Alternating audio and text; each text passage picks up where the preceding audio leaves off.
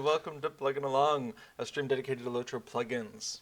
Last time on Plugging Along, we made more progress on our new bonus token item reminder plugin, which has yet to get a better name that encapsulates what it does. But today we're going to switch over to the Festival Buddy 2 plugin to investigate a bug that Tellurian pointed out and see what updates we can make for Harvestmath. But first, I'm going to go ahead and run into the Haunted Burrow and show off some techniques I use to try to minimize the amount of time that I am stunned in the burrow because I've been webbed by a spider or whatever. So, as always, feel free to jump into chat with your thoughts and questions. And in the meantime, let's go ahead and do what we do. So, first thing I'd like to do, if you have it, grab that bonus token item from your shared storage and equip it. If only there were a plugin to remind me to do this. And then go ahead and grab that wrapper. So if all is going well, yes, I know I have a remote quest. If all is going well, you have the Fortune of Harvest Spirit, you have a Bountiful Harvest, and you have a Spirited Harvest. And I would very much like those to be in order. Okay, so Fortune, a Bountiful Final, and a Spirit. There we go. So, complete this one, complete 3 of these, complete 10 things. Awesome. There we go. So, one thing that you may not know of, because I don't know if this is very well documented, but in Lord of the Rings Online, you have access to a personal lantern. It doesn't affect what anyone else sees, it just sort of brightens up the immediate area around you. Very useful in Moria, and also in the Haunted Burrow. So, the keybind is Alt F10, and there's kind of 3 settings. There's off, there's kind of a low and a high, but high on my machine kind of is high for a second and then goes back to low. So off, low, high, flash bright, and then it goes to low. So I don't think there's any practical difference here, but maybe in some environments there is.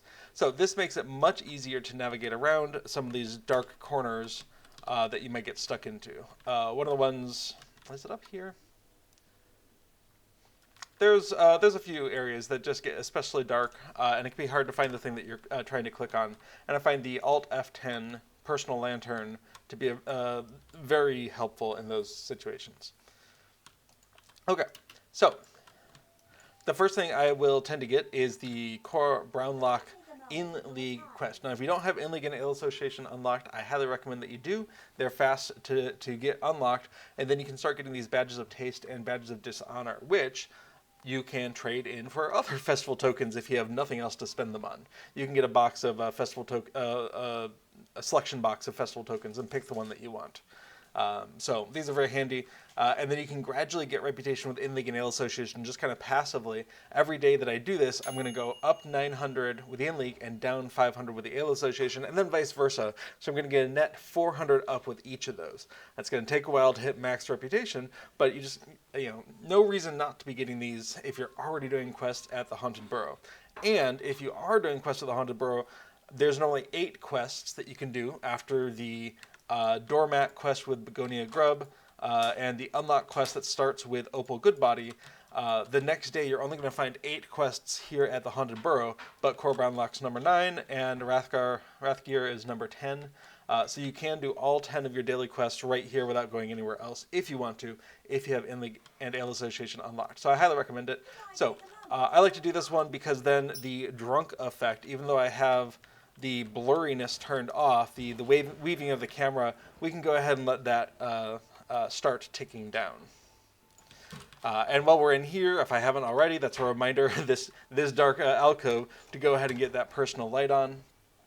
If you are the kind of person who likes using Destiny for accelerated experience, these 10 quests on all of my characters will burn through a little bit more than my normal 30% blue bar that I get for being a subscriber. So if you want to take full advantage of all the experience that you're getting from these quests, this quest is a good time to remember to do that because you're just doing a quick run and run out. And if you are comfortable with it, you can do these other things at the same time. Awesome. So, one of the things I do not enjoy, is getting stuck while I'm running through the burrow. And if you are a cheesy sort of person, you can take advantage of the a protection from spookiness shield you get from a riddle in a bottle by coming on in here, grabbing that center bottle, and then abandoning this quest, and then going about your business. Now, the 3 quests that I'm particularly worried about are the Hobbit quests, the 2 of them, and the Belongings quest. So we'll just get started with this. Now, this is, you do not need any sort of finesse to do this now because you are protected from spookiness. So we're just going to run through. We don't have to worry about any of these floor traps. The only thing that will still affect you is the monocle in the Holdfast quest will still cause you to faint as you pick it up. But that is the only effect in the Haunted Burrow that can affect you while you have protection from spookiness. I'm just going to go ahead and tear that off. However, if you are a class that has any sort of movement bonus, and that can be the brawlers charging around, Bjorning, hunters had theirs, then you can buy. You don't need to do this. You can bypass a lot of the stunning effects anyway. Oh, I don't have my chest yet. Nope, it is currently on cooldown. Oh well, we'll come back when we're not burning through our protection from spookiness. I do make pretty extensive use of the F10 key while I'm finding these hobbits so that I can reach them through walls, for instance, or around corners. So as I'm running down here, I've already pre-selected that scared hobbit. That's especially useful if you are getting hit by those darkness effects. It can be a little tricky to find them in that. If you've pre-selected them, it's not going to matter.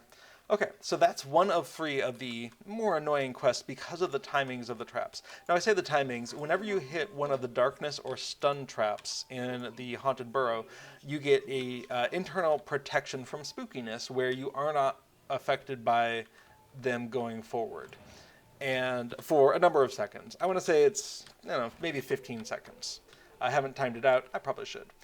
And during that time, you are protected. So there's 2 traps up here in the attic that you have to worry about. There's the bat line over here by the exit, and there's also the shadow one. If you step over the shadow one and then run over the bat line does not affect you. So you can choose which traps will or won't hit you in that manner by taking advantage of two traps, one of which is way worse than the other. I hate getting stunned. I don't mind the darkness. I'll take the darkness over the stun any day. Especially if you just clip the corner of a darkness, you only have it for a fraction of a second, and then you keep going. Interesting. Telerian says, I think the goblin from a barrel is also an effect that will trigger your immunity. Cool. What's the effect that it gives you? Alright, notice that you can play tricks on a hobbit as you are running out. You do not need to duck into their room to grab that barrel. And then, unfortunately, the opposite is true. You have to come into this room for the barrel. It's just a little bit too far away from the wall, unlike the hobbit itself.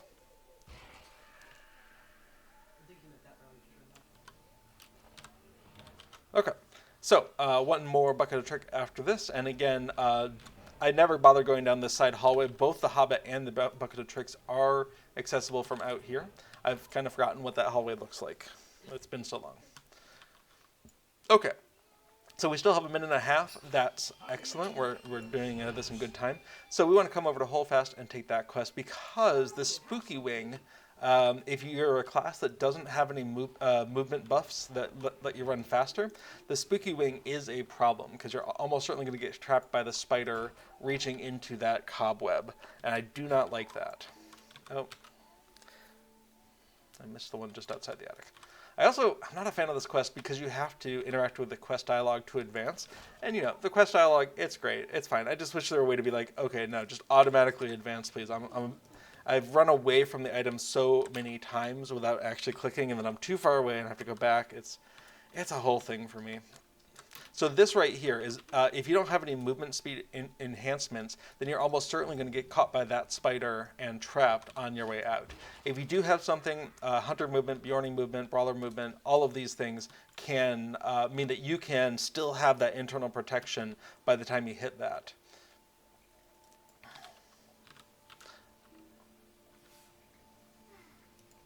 Oh, I was thinking I was on Hobbit thing, so I ran out of the creeping wing. Oh, well. So there's that fainting when we get the monocle.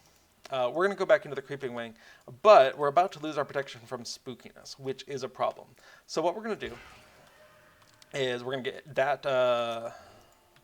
awesome. We're going to trip that darkness right there, give us that internal protection, come back to the Creeping Wing. Wait, that's the Cobweb Wing. Had it backwards. I was thinking Cobwebbed Wing. In the Creeping Wing, you don't actually need that protection. Come on over here and bam. Okay, cool. So we burned through our 5-minute protection. Now we can get that quest again and get another 5 minutes, but at a certain point we're going to want to complete that quest. And if you cancel it, there is a 5-minute delay before you can get it back. And so for the rest of these quests, it doesn't matter so much, so I'm not going to worry about it.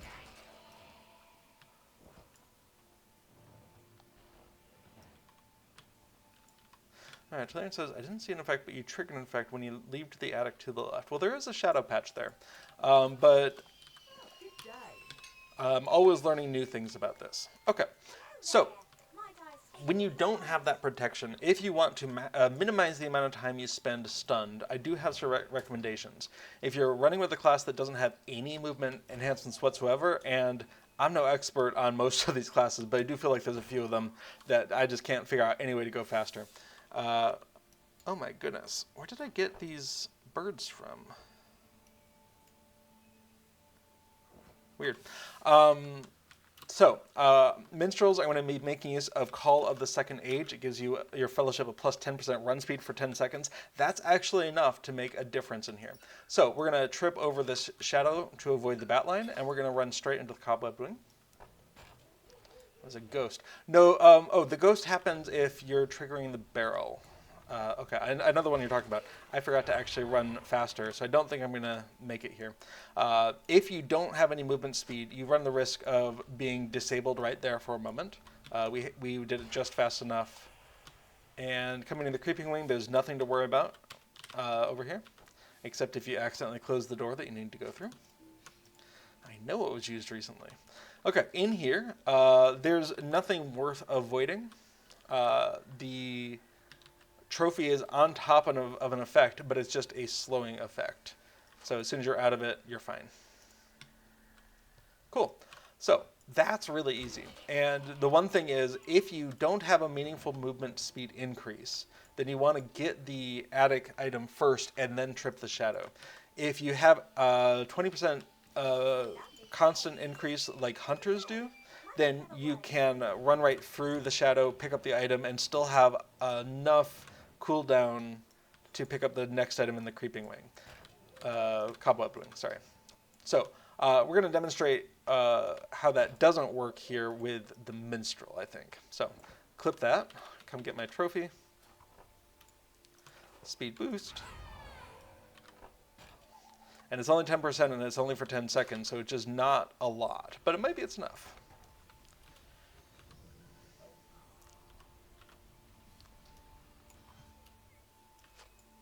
Yep. So just enough. If you don't have any boost, then get that shadow after you get the trophy, and you'll be able to bypass that as well.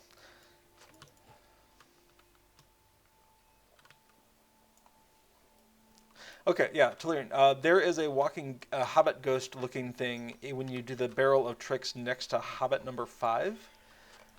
And so that's, I think, the only reason for a ghost to appear here. And that's in response to this trick happening. A ghost wanders in, scares the scared Hobbit, and then despawns.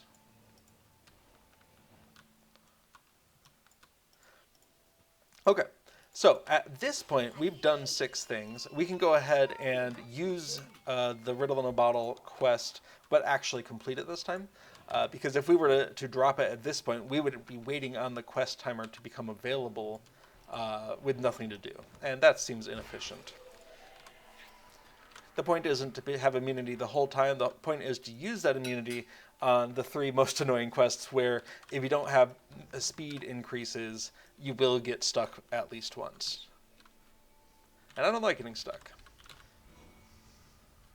You meant the crate next to the attic door, says Tellurian, is a ghost in a box. Okay. One of the side effects of doing this, the Attica's a lot, or sorry, the Haunted Burrow a lot is my eyes sort of gloss over as I'm doing it, and I miss some details. So absolutely, that's awesome. Oh, looks like I already got the chest. I don't suppose I got a scrap of paper. Nope.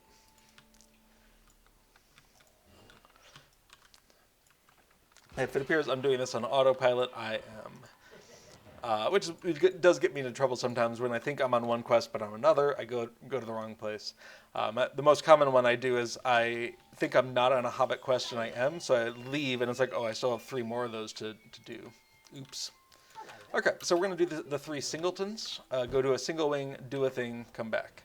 I was having a conversation with Little Redhead about this the other day. I think it's bad form to like attack workers in a haunted house, and Little Redhead's of the opinion that they're not workers in a haunted house. They snuck in, and to which I had said, but that's indistinguishable from someone who's being paid to scare you here.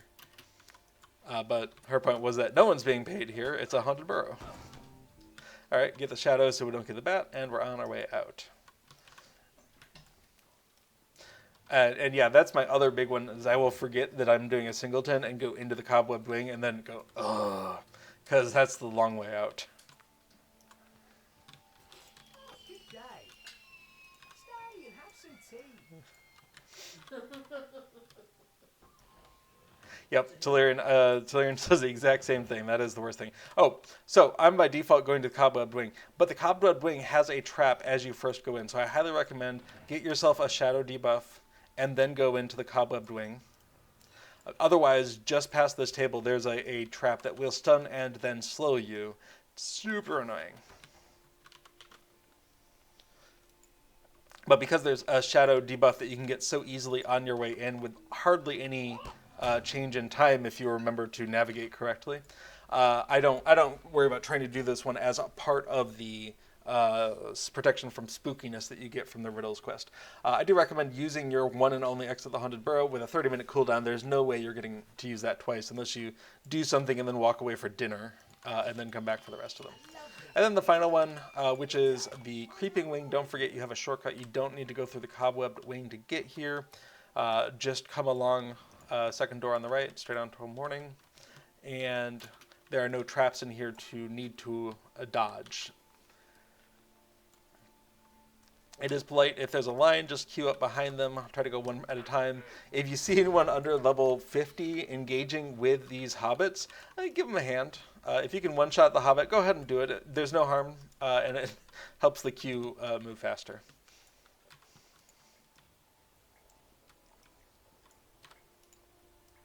Yeah, as Little Redhead points out, her view is at this haunted burrow / haunted house, there are no workers. It's all atmosphere. So it's okay. All right, so that's 10. What I want to do is show us the traps that we're trying to avoid when we're running with a character without any speed increases. So I'm going to switch over to one of the ones that I can't find, like a lore master or something, or just a character that I just don't use any speed boosts on. And we'll get a view of which things are still avoidable and which ones are not. Okay, so I've remembered to put my Fateful Toolkit away, and that is all. We're going to log off here for a minute.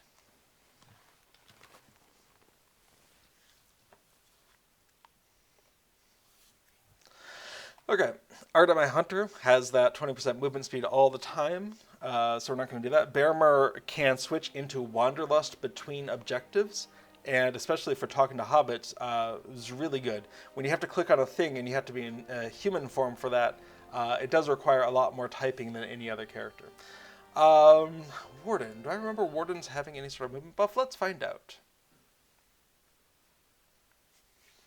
And I'd love to learn if you know of a movement buff for a class that it's not obvious for, like these other ones that just like move faster. That's great. Oh, Wardens, right, have Forced March. Well, that's not going to be very helpful for this demonstration.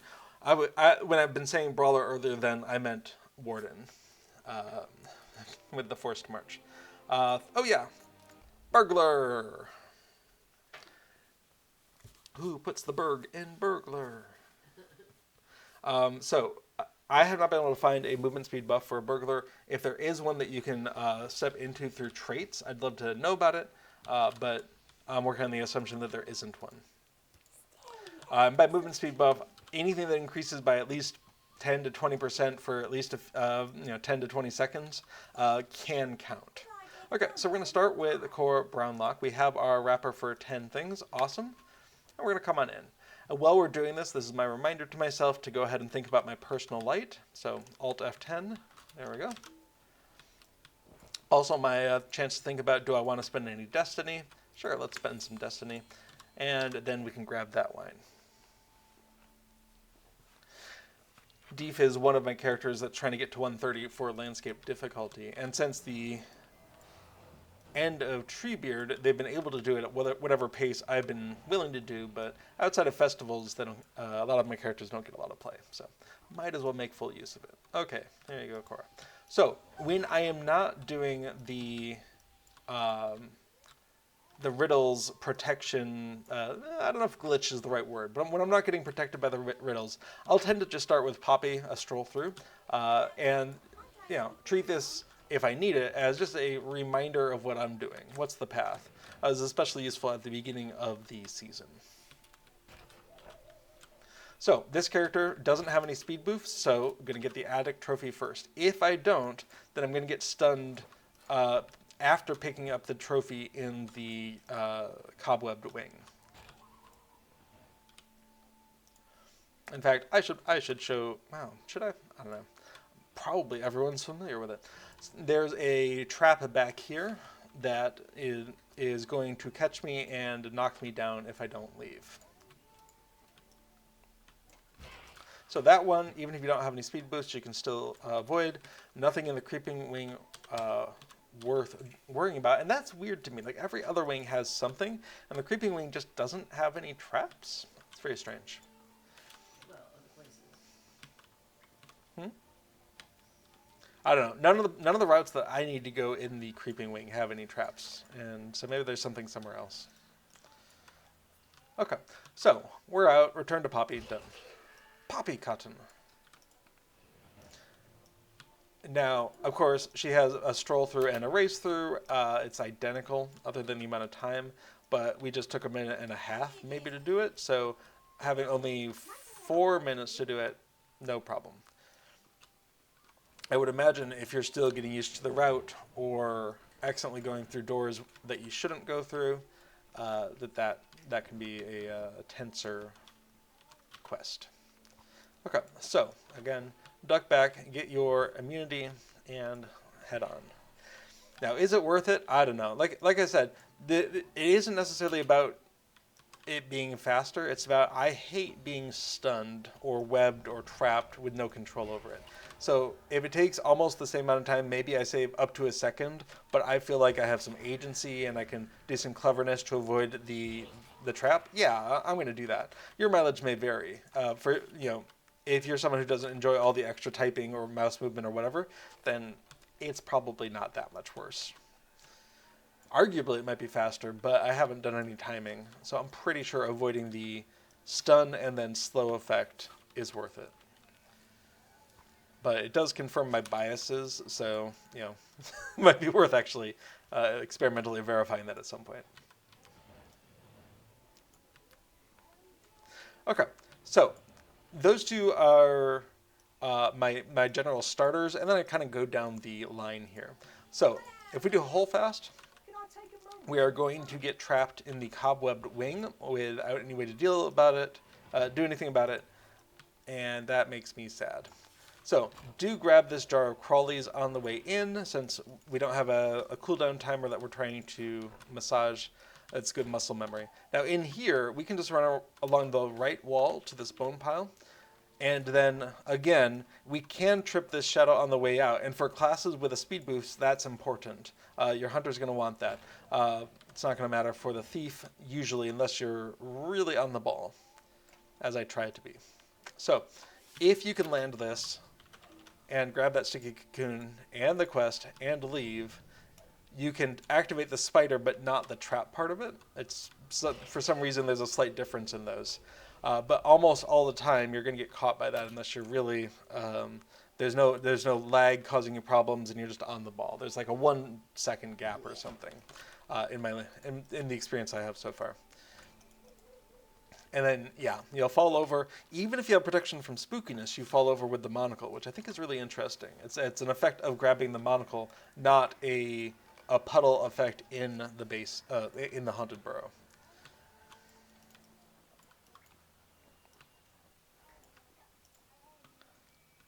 Okay, so Holdfast doesn't involve the wing up here. That's just hobbits.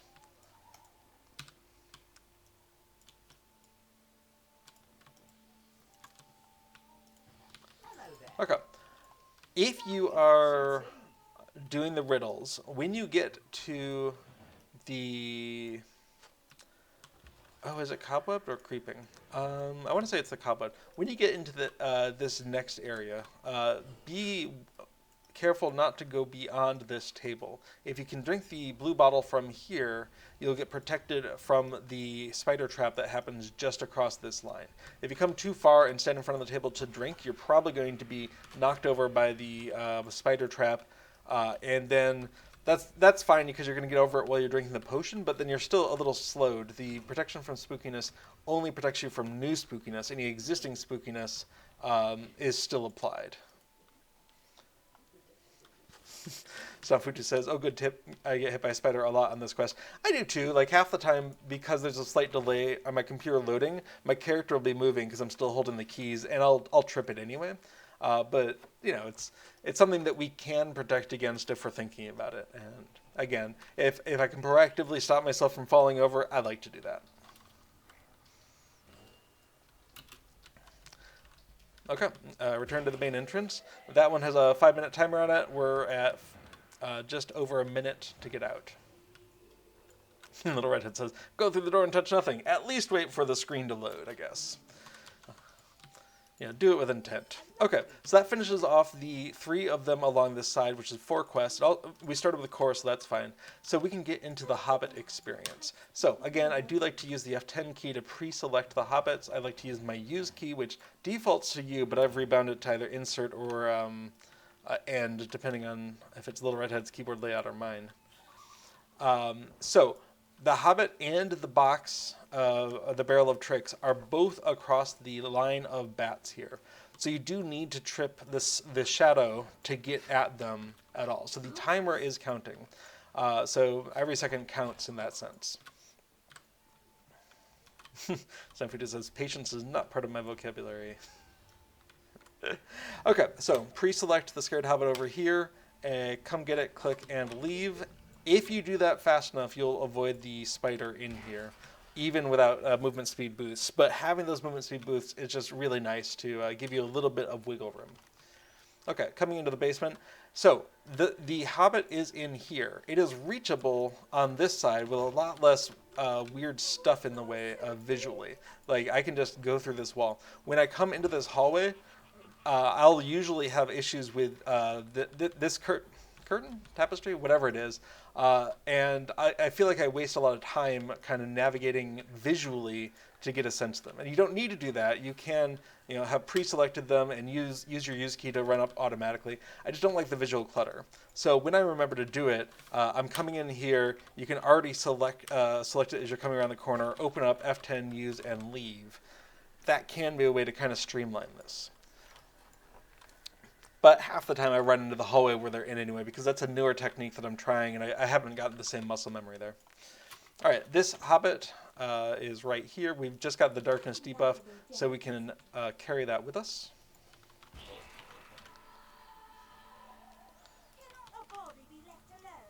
And then the last Hobbit here. Nope. If you're not careful, you will select a different NPC around here, so you got to wait until you're pretty close to these tables to select the correct Hobbit.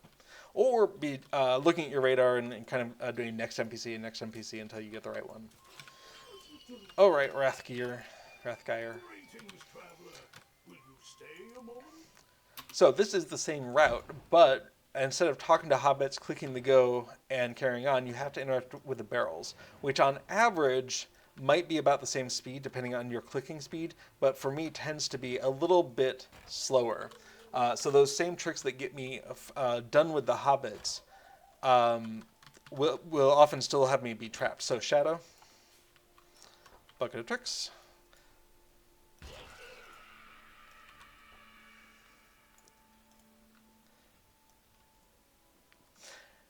And then I do a lot of auto running. So select the bucket and then kind of curve in here, get that, and leave. Okay, phew. Again, not a lot of time to spare. If you're not like super on it, you're probably going to get caught by something. I feel like I'm advertising, false advertising, like, oh, you're not getting caught by any of this. But that is a lot of hours at play there for the timing of this. Again, this bucket of tricks, I'll just trigger on my way out instead of trying to duck into the hallway, because I don't like that hallway. Too much visual clutter. Opposite over here, have to come on in.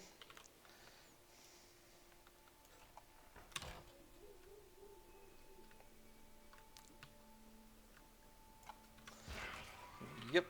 Thank you, Goblin. You need to be facing the barrel, so make sure you get credit for it before you start running, because your running will turn which direction you're facing. This works fine unless there's a little server glitch which delays the acceptance of that objective, in which case I just got to turn back around and do it again. Well met, friend. Hello there. Might I speak with you? Let's go see, taking notes. Stamfutu says, when you select things with delete used, do you go to the mouse to hit continue, or is there a key for the continue button in the quest text? No, as far as I know, there's no button to continue in the quest text, in the quest acceptance or continuation bucket. So I am definitely moving.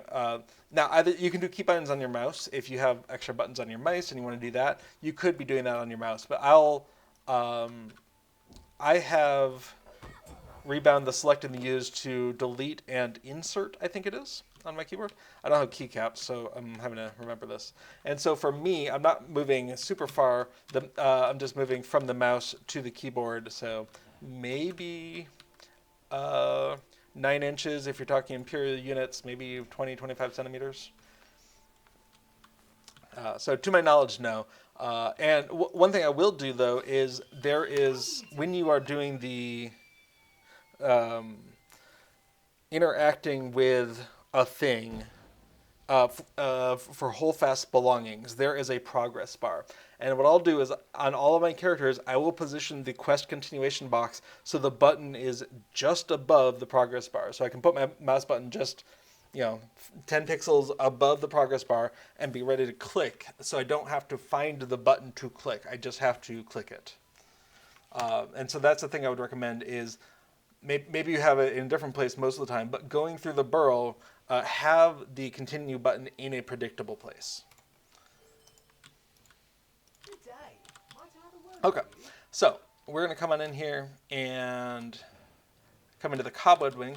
My instinct is to go straight there, but I do want, well, let's just show you. If I went to the shadow thing, which I did before, I will be temporarily immune from effects. If I don't, the reason we want to do that is we'll come into the cobweb wing, and we'll walk over here, and oh no, it's a spider. Who could have foreseen such a tragedy? Oh no.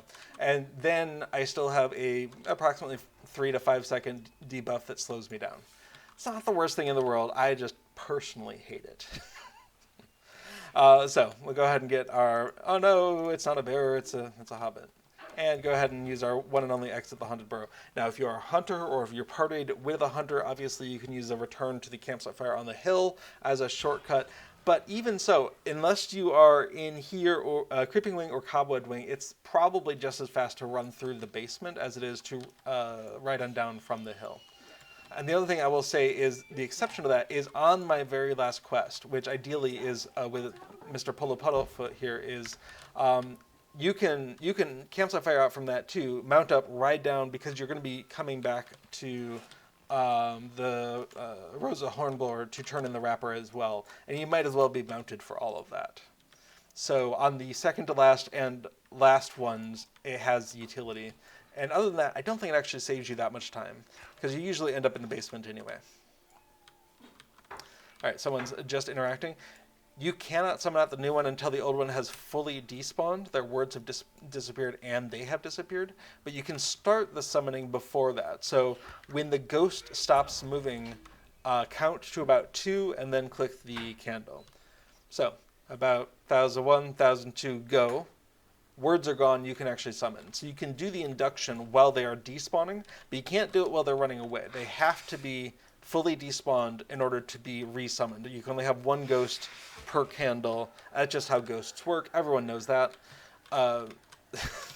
So watch out for that. And that's true for all 3 of them, is you can watch them run, you can watch them stop, you can count to 1 or 2 in your head, and then start the summon. And that just keeps the queue going. And again, your server may not have this problem, but on the busy times on Marion, or on Perry, which is where I am, on the busy times, I've had a queue of 3 to 4 of us just kind of, the next person steps up and does it, the next person steps up and does it. And most people are really nice. They queue up, they do it pretty orderly. Obviously, there's nothing that makes them have to do it, but they're social. But you want to spend your time as optimally as possible. You don't want to waste the time of everyone else who's behind you in the queue. Did I? Oh, I didn't remember my Fateful Toolkit. Ah, noob. Well, I'll get it for the last one. Okay. Put that back. Put back that. Okay, great. Okay. I should actually record down my progress here so I remember which ones I've done this on. Thanks, LibreCalc. That's not the window I wanted you on.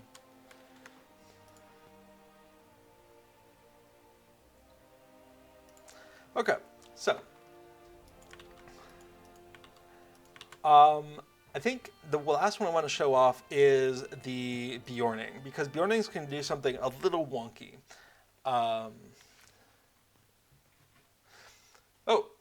Snafutu says, how are some people able to have the immunity shield spinning around them outside the burrow? Mine wears off while zoning.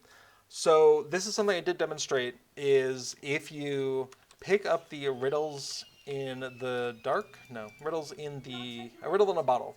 If you pick this up and you go interact with the first bottle and then you drop the quest, you can run for 5 minutes with that protection from spookiness. I don't know if other classes have some similar visual effect around them, but that is what you can do. So for 5 minutes, you can have protection from darkness. Protection from spookiness. You said you must have been packing your dinner. No worries. So that was, feel free to go back and look at that. But what I'll tend to do is the 3 quests that I have the most likelihood of getting stunned on are the 2 Hobbit quests. So that's May Gamgee and then Rathgeir. And again, you'll need to be part of the Ale Association. Highly recommend that you do. And then the Belongings, Hullfast. With those 3, I'm most likely to get stunned in the Cobwebbed Wing. Don't like it. So if I'm going to go that route of getting the shield, I'll go ahead and get it from. I'll get that first, or maybe after I've done Cora Brownlock, and then I will do those 3 quests, and that consumes the 5 minutes. And then I'll do the rest of the quests using the techniques that we've already been talking about. So again, this quest gives me a chance to think about those things that I should be thinking about. That's the Fateful Toolkit. I want that. I can't actually put it on yet. Okay. That's the Personal Lantern, Alt F10. There we go. And that's any destiny that I might want to spend to maximize the experience that we're getting from here. Awesome. So after I'm done carrying the precious wine, we'll go ahead and equip that and then turn this in. Great. Okay, so, excuse me. As a Bjorning, you have access to Wanderlust, but Wanderlust requires you to be in bear form, which means you can't interact with items. That's fine. So what I have is I have man form bound to my 12 key, which is bracket, I guess? I don't know. My keyboard's a little bit different. Equals and minus? Yeah, sounds about right. Maybe the equals key. Anyway, the 12 key if we went up to 12. So I also have Shift 1 gets me into Wanderlust. So if I press the 12 key, if I press Shift 1, I can bit back and forth between those. And I can make it even easier by putting those closer together, but it's fine enough for me. So what we want to do is race through here at 68% speed. I'm basically on a mount. Oops, I didn't actually need to do that. So race through here, and then whenever you get to an item, go ahead and man form it up, grab the item, and then get back into bear form with Wanderlust. And you can just click Wanderlust right away. You don't have to go into bear form first. Wanderlust, if it is allowed, if you're not in combat, will immediately get you into bear form. And by moving through here as if you are on a mount, you basically can make the maximum use of your protection, of your immunity that you pick up from these darkness traps. Again, the cost is... Oh, I wonder if the poorly hidden chest is there. Great. Not so poorly hidden. The cost is you'd have to do the keyboard or mouse management to flip back and forth between these. Again, I've got a mouse that has the 1 through 12 keys duplicated over there. So I'm able to hit that 12 key with my right thumb pretty easily. And I'm able to hit Shift 1 with my left hand pretty easily. You don't have to turn back into a man form to talk to these. I'll do it by instinct half the time anyway. Just, get back in Wanderlust before you leave.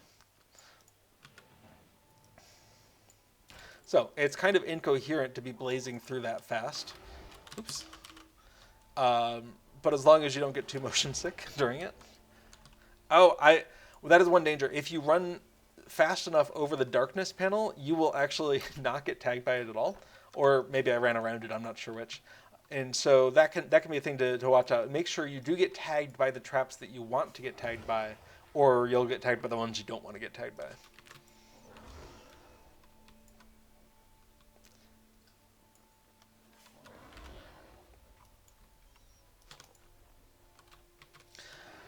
If you are trying to go through a door, it won't let you if you're in the middle of doing transformations or any action, really. So if you're too close to a door, consider doing the transformation on the other side, because otherwise you'll be in the middle of transformation, hit the door, and kind of have to back up and retry. And it's not worth the delay. So yeah, if you're right next to a door, do the door first, and then get into Wanderlust. Okay.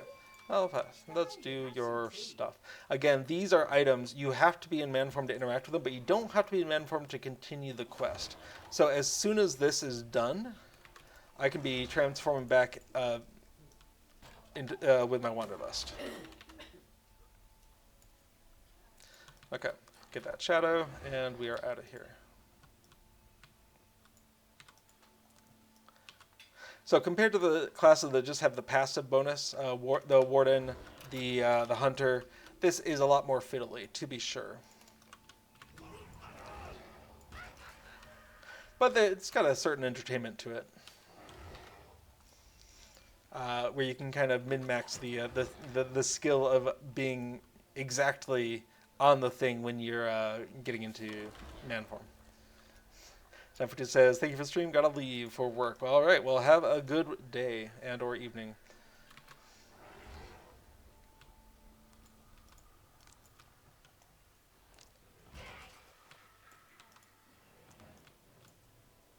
One thing you want to be sure of is visually confirm that a door needs to be opened before trying to open it.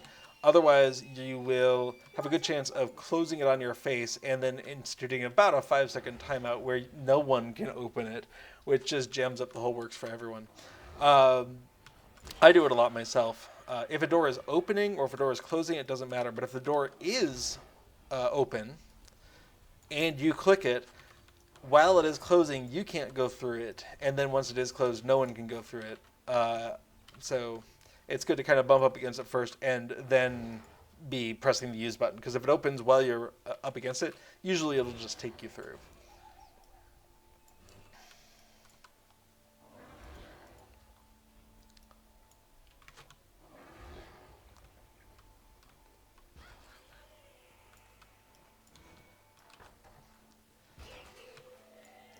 So, Bjornings, I find, obviously, because I'm essentially riding a mount through there, the fastest and easiest, well, the fastest to get this done.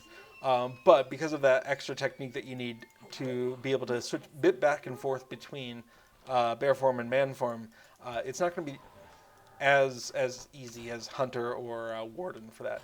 Now, I'm going to be finding these hobbits, but you don't need to turn back into man form to talk to them, so there's none of that flipping about for this quest.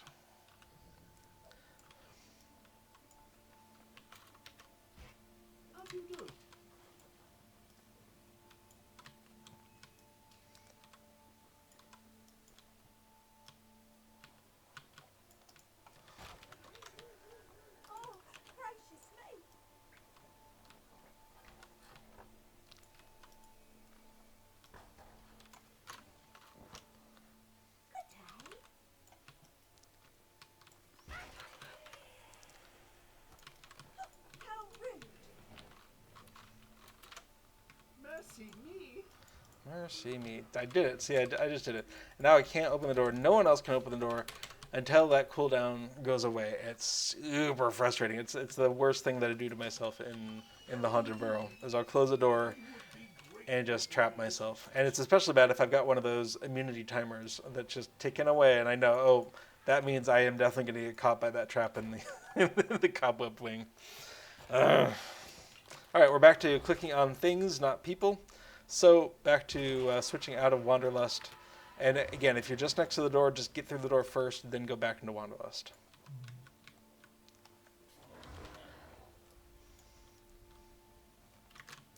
Fortunately, there's no continue button the way they're on the possessions. So once the timer is or the induction bar is done, you're good to go.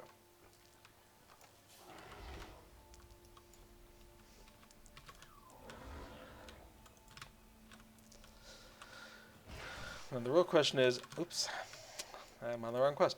Are you scaring the hobbits silly, or are you scaring the silly hobbits?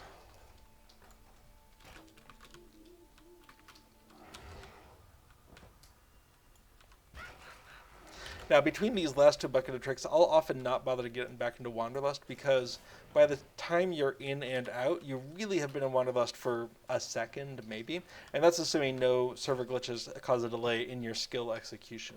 So for those last two buckets, I wouldn't worry about it. But then once you're back out here, you're good to go. So chains, oops, my goodness. Chains, just like all the other items, require manform to interact with. No point in switching out, though, until you see what kind of a queue you're looking at. As we see right now, no queue, so that's nice. Okay. Get that shadow on the way out.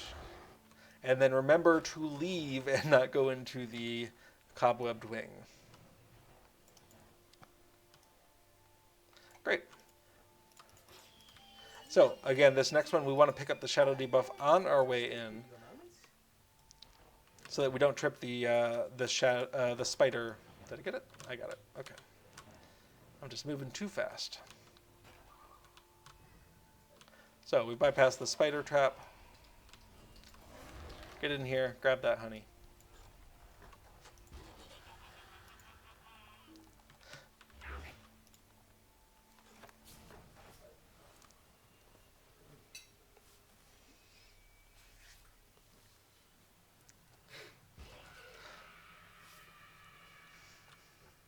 Okay, so one last one, and we are done.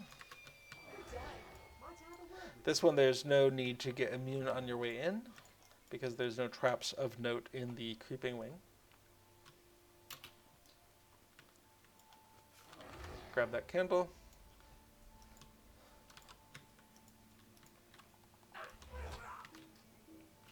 You do have to wait until you're out of combat with that hobbit before you can get back into Wanderlust. You can get into bear form early if you want, but if you're in bear form, you might forget that you're not in Wanderlust yet. So I recommend waiting and just using the Wanderlust to get into bear form. That way you know for sure that you have it. Okay, so I did not need to get out of bear form because we're done here. We're going to go turn that in. We got our Fateful Toolkit, awesome.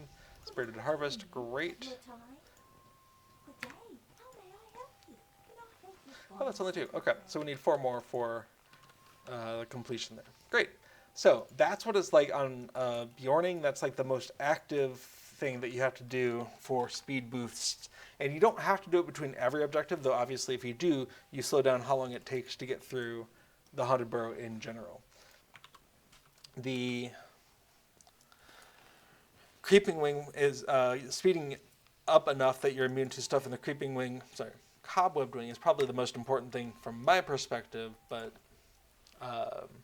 yeah, I like to do it for all of it. I think it's worth the extra clicking, the extra effort, just to shave a couple of minutes off the whole thing. Because if I'm really going at it, I'm doing this with multiple characters, and I just need to spend as little time as possible for each of them, otherwise it just drives me bonkers. Okay. So we're going to come back in with my main character here, and we're going to switch over and do some plugin development. So we're going to be looking at Festival Buddy 2, and specifically we're going to be looking at an error message that Tellurian saw, and I think this was a known error message, which, definitely don't let that stop you from reporting bugs, you never know. But the problem is related to the maps and something not being initialized at the right time. So we're going to come on in here and just see, just for the heck of it, if I do /LOC, okay, nothing, great. If I come on in to Harvestmath, and I do /LOC, okay, and if I come into the map and do /LOC, there we go. So this is what we're trying to look for right here, is what's going on with that. And the problem is essentially, it wants to know the bounding box for this map, but for some reason it's not been populated, which is weird because we know it's Tango Corn map number 1. So we need to go take a look at that. And we'll start by sharing my desktop. Bloop. Okay. So this is the bug. Map 355, attempt to perform arithmetic on local west a nil value. So it says, I'm glad it was not a phantom bug. It was not a phantom bug, and I really appreciate you bringing it to my attention. You may have brought it to my attention at a previous festival, and we both just forgot who it was. This is not annotated with who gave it to me. But yeah, so try to use Maze Map without picking up Spring Quest while Festival Buddy is loaded. Obviously, we can do the same thing here. Or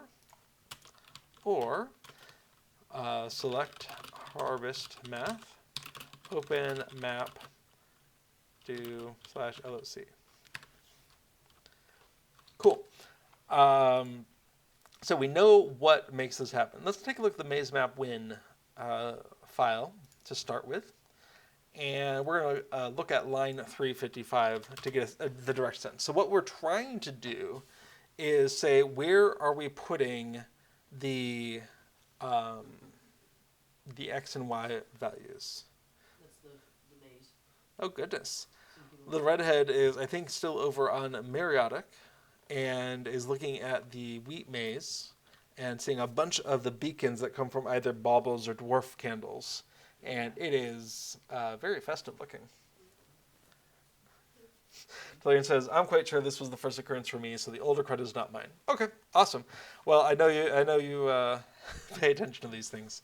So what's the problem here? It says the problem is with west, line 355. So this variable here, well, west is being initialized from maze map win parent corner coordinates dot west. So that is a problem right off the bat. This is probably only being populated at the quest level, not the festival level. So let's find out where our dot wests are. Okay, only one place. Let's find out where our quote wests are. Weird. Okay, let's just find out where west is, and we're looking for a case-sensitive thing on it, and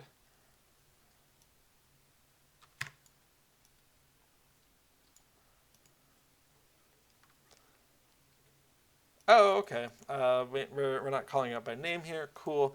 Maze map, set corner coordinates. All right, where does this happen? Okay, we have the function. Okay, so this is maze map update quest. Right.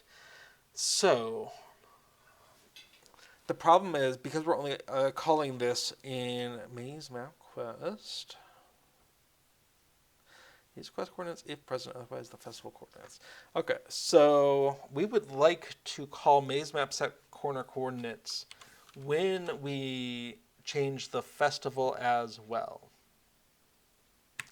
So let's copy some of this and find ourselves a update festival. Great.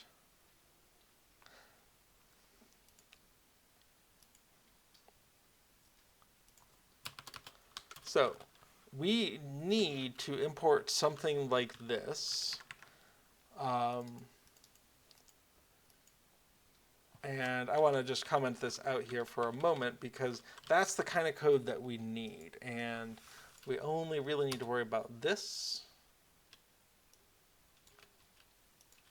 where we're using the quest string selected festival.map.corner coordinates. So the festival map data is already populated there.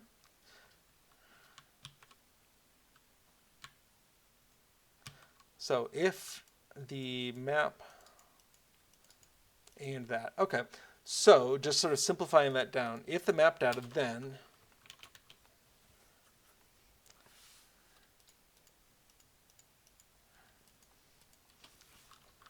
if w maze map when parent, then, although why would I be checking that here? Why not just check it in the function?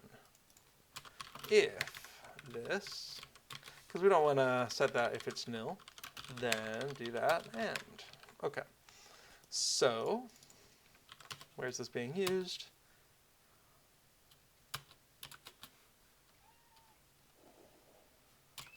I'm not going to worry about that other one, but here, that one's not a problem. If questDetails.map, that's going to be covered by this check, so we can go ahead and just call this function in here. Perfect. Let's just get rid of all of that. Let's give that a try. So we already know how we reproduced it. So we're going to come back in and just go over to Spring or something. So come back in. So if we do /loc, nothing happens. If we go to Harvestmath /loc, nothing happens. If we open the map /loc, no error message. Now the real question is, does it still work?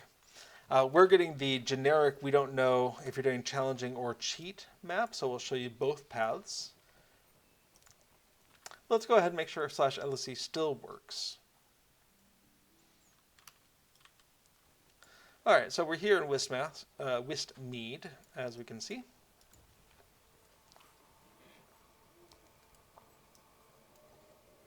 You don't need to pick up a quest to go in the map, and if you're going to be spending minutes looking at code, probably a good idea not to pick up a quest if you go into the map. Okay, so if we do a /loc, we can see it does work. We can see it gives pretty live information, but it gives the wrong information. Why did we? Oh, of course. Challenging wheat, tangle corn ID. So the normal way you get about this is you accept the quest and we're like, oh, we don't know what day it is. And that's true because I reset my plugin data before doing the stream. I move it away and then I bring it back later. So we need to come into the map. There's always going to be a wall in front of you. So to identify where you are, you can look to the right and we see the L shape on the right there. So that should be a gap up top and a wall underneath. We see gap up top, wall underneath, and so it can only be number 3. We can turn over here to double check. We see gap top and bottom but not on left, so it must be number 3. Awesome. So now we should see a very accurate representation of where we are. I'm in that corner, awesome, turning around. A little dead end here, great. We should be able to find a little cheat over here. Great. So that corresponds, and we have not broken the /loc. Who could be at the door at this time of day? Oh, maybe it's my double-sided tape so I can stop kicking my USB hub. Okay, so we made a change to the /loc, but we did not break how it works. Awesome. It doesn't do anything outside here. And then let's go ahead and unload and reload this and follow the instructions, the other instructions. So we saw try to use maze map without picking up the spring quest while festival buddy is loaded. Okay, so spring and /loc. No error message. Now, we didn't actually verify this before, so what we're going to do is we're going to come in with our source control, and we're going to go ahead and stash our changes and work.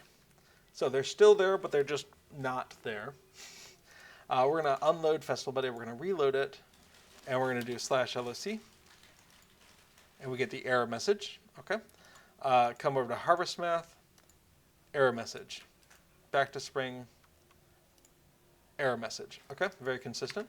Coming in, going ahead and applying the in-work stuff. Reloading Festival Buddy, and we can do the /LOC. No error message. Harvestmath. No error message, and Spring. Cool. So that verifies that all the ways we knew to generate this error no longer generate this error. And we still see the /LOC system working in the maze. So I feel pretty good that this is a fix for that specific error. So we're going to go ahead and put this thing in GitHub, because now we're trying to use GitHub.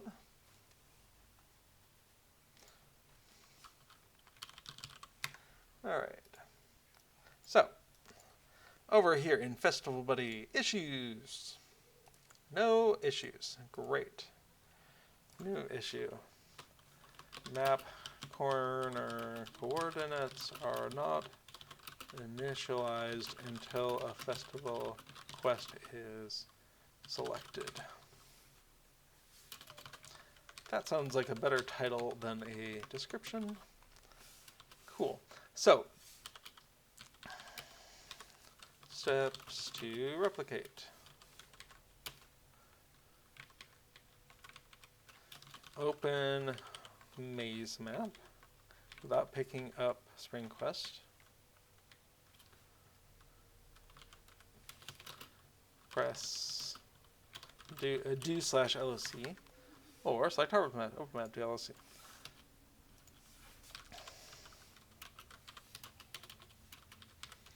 Cool. That's all we really need for that. So we're going to go ahead and create that issue. Great. So,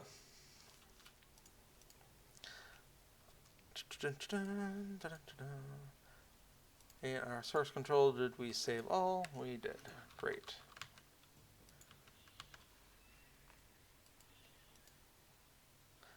Well, that's funny. I never did commit that string. Fix for farmers fair string. Okay, so let's take a look at what's going on here. We can see that we went ahead and added this check, so we can commit that by itself. Add a check for main window existence before trying to use it. And that's just this change here. And so the actual change that we're doing is going to be a little white space addition. Unnecessary, but why not? In fact, I'm going to go ahead and get rid of it. So we're just calling maze map step coordinates with the corner coordinates of here. Did we want to check to make sure that the corner coordinates exist?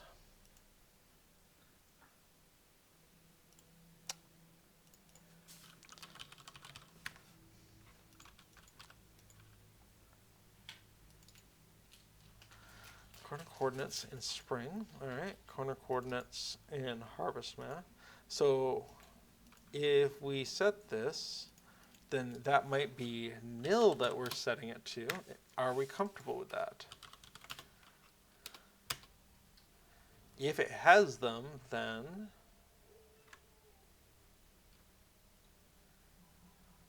no, if the quest has them, otherwise use the festival. Okay. And then, so if we're in a festival that doesn't have a map,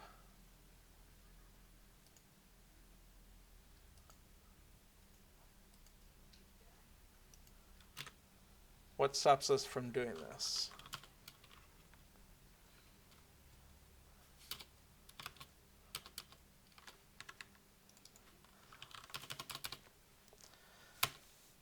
Set coordinates.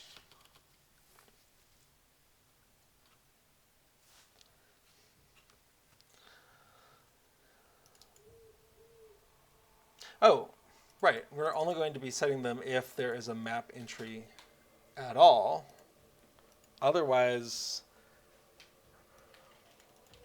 I feel like we should do something if corner coordinates doesn't exist. Like, that should be its own problem.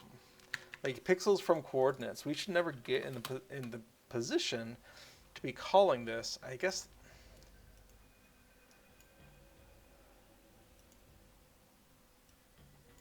because we leave the map window open when we change festivals. But we're not sending up an error message. Although, what if we never loaded anything at all? That might cause an error message. Yeah, okay. So, we need to needs the wrong word. I want to double check to make sure that the selected festival actually has a map. So, we're searching for .map, and that's going to be all caps.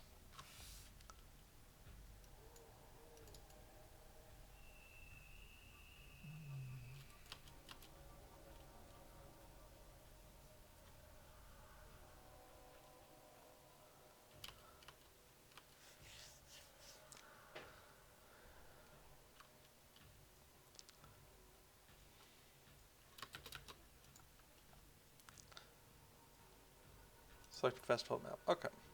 So we're looking for that. So if the window is not visible, or not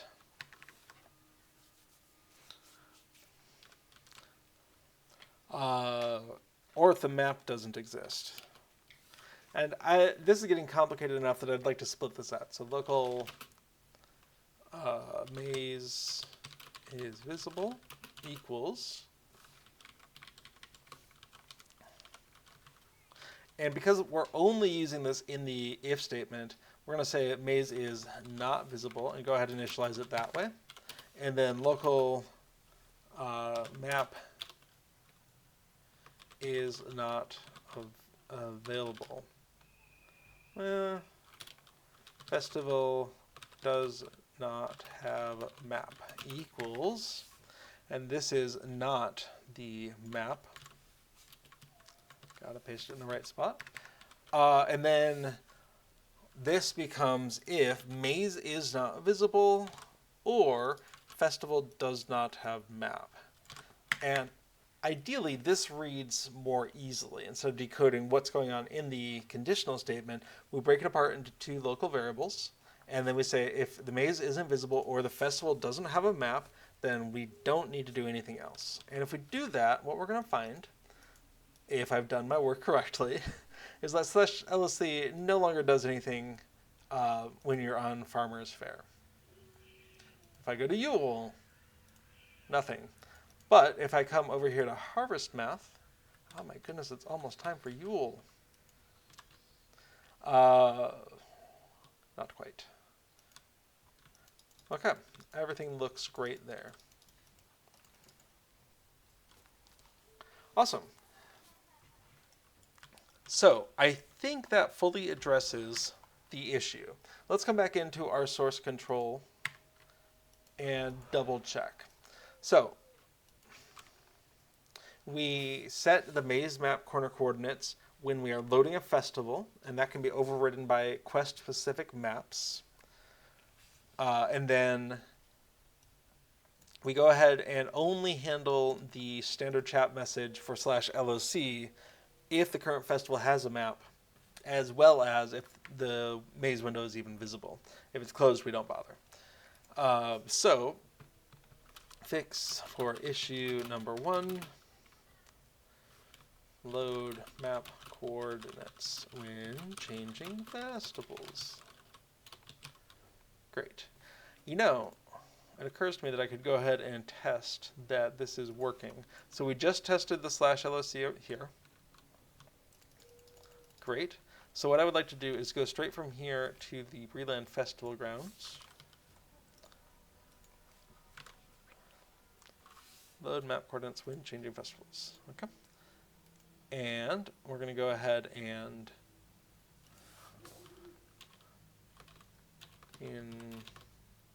also only parse /LOC if festival has, if current festival has a map.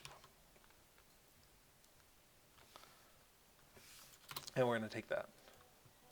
Awesome.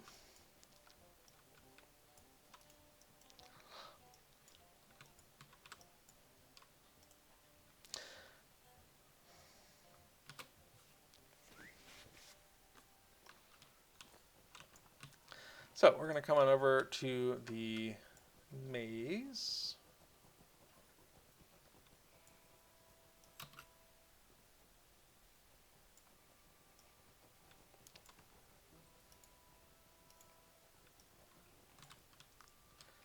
So what we want to do is double check.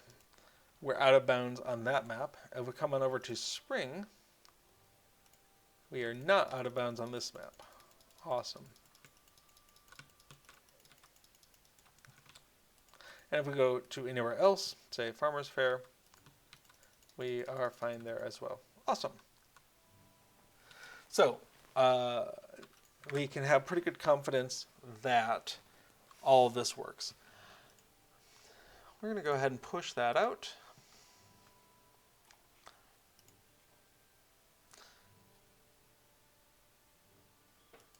And you know what? I do have a README file here.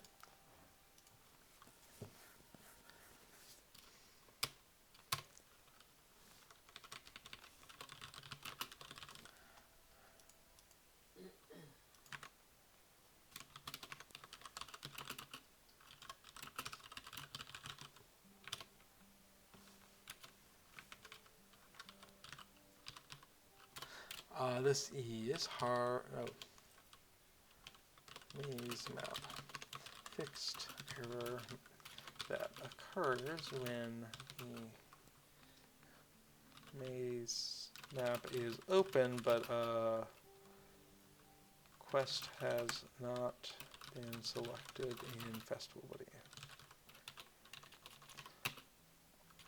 And /LOC occurs. Okay. And then I think that brings us to the other thing.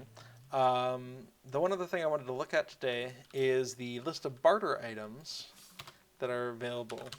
So we're going to go ahead and get back to the tree. For me, because I'm not a hunter and I don't have campsite fire to the tree, and I don't have I might have a milestone in Hobbiton actually, but I also have a kinship member's house that's right next to the far-ranging stable master in the homestead. And so what we're going to do is just get immediate travel to the party tree. And if you do a search for PA, it pretty much limits you just to party tree. Greetings, friend. Great. So it's a pretty fast. Does cost a silver though. Okay. Oh man, I was going to look back at the auction house because there were some cosmetic pets that were intriguing. Usable. But it wasn't on my completionist characters, so. Tome of the Brown Rabbit, where does that come from? A lot of these, and I really appreciate that this is integrated into the game, but you can come in and say, okay, where does the brown rabbit come from? Brown rabbit, and available from participating in the story of Bingo Boffin, maybe bartered for in the Shire. Well, then I have access to that, and I don't need to spend 40 gold on it. The Tan Fox. Aiding a Radagast at Rosgavel. Okay, what's coming?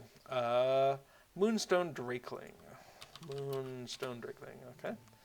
Available from the Dragon and the Storm instance? Goodness. Well, I don't think I'm doing that anytime soon. I'm not even sure what that is. Dragon, nope.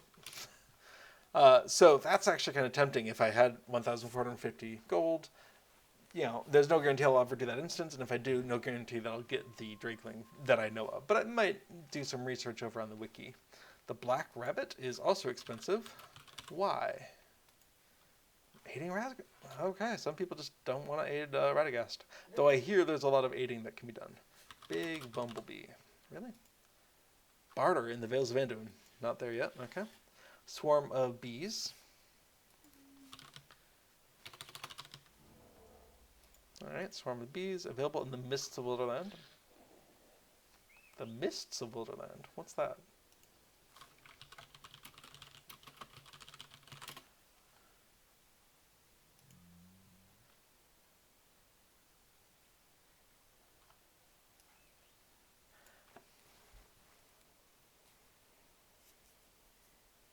Bloodfells and Misthala. All right, that's the future. Light Graze for Coral is the last one that I don't have. Barter from the Defenders of the Angle Quartermaster. Cool. Okay. Obviously, there are cosmetic pets that I could have that I don't, just because I've forgotten to go and get them. Ooh, like the Argonath snake. I haven't gotten to the Argonath yet. Okay. Well, never mind. And I could spend 3,000 gold if I wanted to pick up some up that are in the future. Oh, one of them didn't matter. Okay.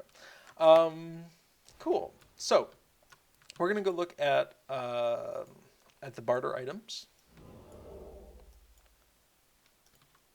If there's another barterer, hey, little redhead, is there another barterer for Harvestmath, or does Rosa Hornblower have everything? She has everything. All right, I'm hearing she has everything. Great. I'm hearing that she's available in multiple places. So what we want to come down and do is look at the barter window. And this is an outdated window. And this is one reason I wanted to come back and look at that. Is what I've been trying to do is make use of the new header system. Well, not new. The header system that I introduced when I took over from Festival Buddy to Festival Buddy 2. I introduced some headers just to separate out these different sections. I'd love to make them collapsible, but we're not there yet. Little Redhead does confirm that Rosa Hornblower is the only one, and she is in Whiskmead as well. She's a bit busy at the tree. Although I do want to encourage people, if there's a whole crowd of people around an NPC that you know is there and you're just trying to talk to them, you can just hit F10 and press your use key. It's fine. You don't need to click on them with the mouse. And I appreciate there's a socialness to it, a lack of a rudeness to it if everyone's clamoring on top of the NPC. But sometimes you just don't realize that you did it. And so we try to be gracious with each other. Just know that you do not need to click on an NPC. You can just select them with the target nearest, F10, or you can rotate through nearby NPCs. If there's two of them standing right next to each other, you can do select next NPC. And if that's not already bound, I highly recommend binding it. I kind of forget which ones are there by default. But if you search for nearest, you'll get a list of the things that you can bind it for. And then if you search for next, you'll get those. And if you search for previous, oh, there's a selecting tracked things that I'm not taking advantage of. Oh well, say lovey. Lovey. So what I want to do is take advantage of these. Apparently my Festival Buddy does respond to the escape key. I'm not sure I need that. Okay, so what I want to do is use this to capture the different categories that we're looking at here while we're bringing the Harvestmath barter items up to date. Because we can see we're at the, if we come to, I don't know, cosmetic clothing? No. I'm not even sure how old this list is. Possibly old enough that I don't have a spreadsheet for it. Of course we're going to look at spreadsheets. Yes. So, and this is going to occupy, I think, the remaining half hour or so of the stream. So, this is not a, oh, we're ending very soon thing. But yeah, if you do have anything you want to discuss, LOTRO in general, plugins in specific, we have a little bit of time left in the stream to get to those things. So we're going to come into plugins and go into Festival Buddy, go into source files and barter items. And take a look at what we have here. Anniversary, Farmer's Fair, Midsummer, Spring, and Yule. So we are missing Harvestmath. So I did take Farmer's Fair as an example, but is there a better one? I think Midsummer is the better one because those are not divided up by the barterer, and that'll match more closely what we've got going here. So many open windows. Okay, so Midsummer, we're going to go ahead and copy that spreadsheet. We're going to paste it in, and we're going to call it Harvestmath. Great. That's a little big. So why are we doing this? Well, creating a list of items in Lua is possible to do by hand, but the indices for us to do what we want to do, we want the keys for each entry in the table to start with the number 1 and increase by 1 for each entry with no gaps and no duplicates. And that's very easy to mess up if you're doing this by hand. And if you do mess that up, then the methods we use to iterate through the table in a specified order, which is the whole point. We want the order in the UI to match the order in the vendor. And if there is a gap, if we went 1, 2, 3, 5, then the system that we use to iterate through will just stop at number 3 because there is no number 4 and it'll just miss everything else. And if there's duplicates, that's actually not so bad, but one of those two will not make it into the user interface.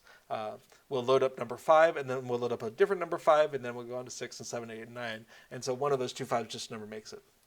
So generating that, I'm sure there's other tools to do it, but I can't get away from spreadsheets. Oh, Little Redhead has 2 barter addendums. Thank you. There are 3 other folks in Bree, Dooland, and Florence Hall with other names. I believe they have the same stuff. And there's one other barterer, the Costumer, who has the costumes from Mithril. Are those older costumes, or are they also available for barter tokens? No, costumes that you put on. Oh, the costumes. Like, right. Like Gandalf the Grey. Yeah. Yeah. Where is the costumer? By the first girl you talked to. Okay. Oh, with the mats. No. Mogo Brace Girdle. Ooh, I've got Mithril. I could get a guise of whoever. But if you're doing a list. Yeah, definitely. Yeah, Jinjar also chimed in there the special costumes. I'd forgotten that those were available here and not just in the LOTRO store. Thank you for reminding me of that. Okay. So there being multiple barterers, I think we're going to back up and use the spring. Nope, not spring. Farmer's Fair as our... Yep, there we go. So we're going to use Farmer's Fair as our template instead. And so how this works is the divider 1 is what... Apparently I don't have involuntary emotes on. Turned off. Okay, so divider 1 is going to be the person that you talk to. So the first one is going to be... I'm going to /wave and then copy out of here. Now in this case there's no special accents or anything in chat, but it's nice to get it right. So, Rosa Hornblower, and this is Fall Festival Trader. Okay. Fall Festival Trader. And then what I'd like to do is each of the categories here represent as its own entry. Underneath that, we're going to put the names of the things. That's more for an us thing. And then the internal ID. And then we can also put how much it's going to cost. Now, it is possible, in theory, that we could programmatically look up some of this information, but I think that's going to be fine.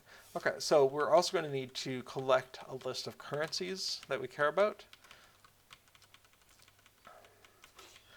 So we know we want... Are there any...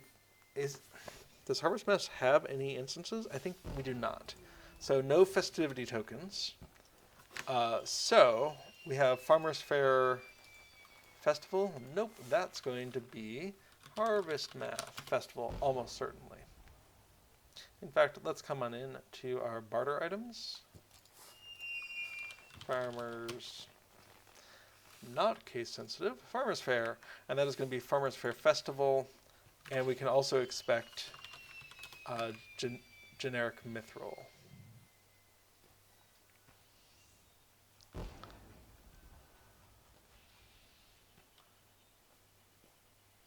Wait a sec. Farmer's Fair has Dill Goodchild Festival rewards.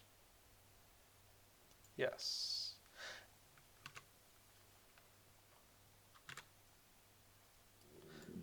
Because I should be out in Harvestmath. Right.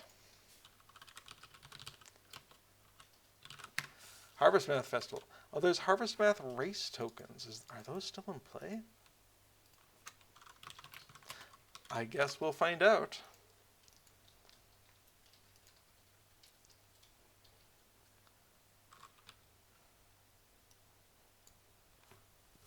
Yeah.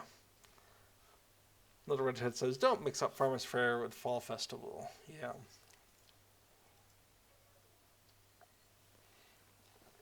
Alright, if I recall, these race tokens are no longer in the game. Can I help you find something, friend? But we're going to find out. Okay, so what we want to do is start at new items. And I liked what they were doing like new for 2015 that they did in some other festivals. But that's okay. So we're going to, shrink that down. And we can close all this.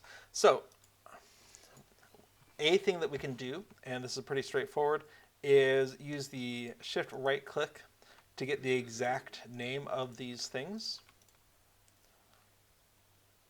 And then come on in to here, select everything, and copy or cut it out. And that will bring us into, we'll go ahead and bring that into a text editor. So we can get the exact spelling of things without worrying about like a lot of typing, which would be annoying. Okay, so 1, 2, 3, 4. And you can't do too many of these because there's a limit to how much text you can put into your chat. So that got us to the small potions. We'll stop there.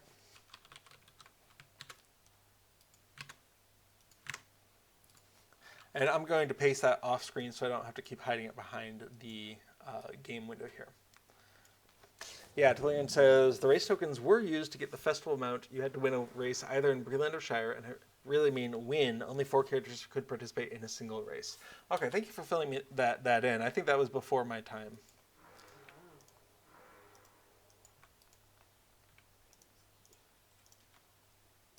Okay, so that's the last of those items. So that is 1 page out of 1 for new items. Any of these that I want? I think I got the pumpkin horn. Yes, I did.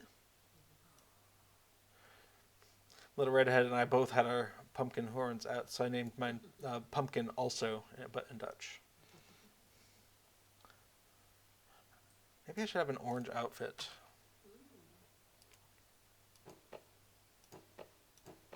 There we go. Do I look like a pumpkin? Probably not. That's okay. 'Tis the season. Okay, so that's all the new items. So let's see how that works in here. What we want to do is kind of clear out some room here.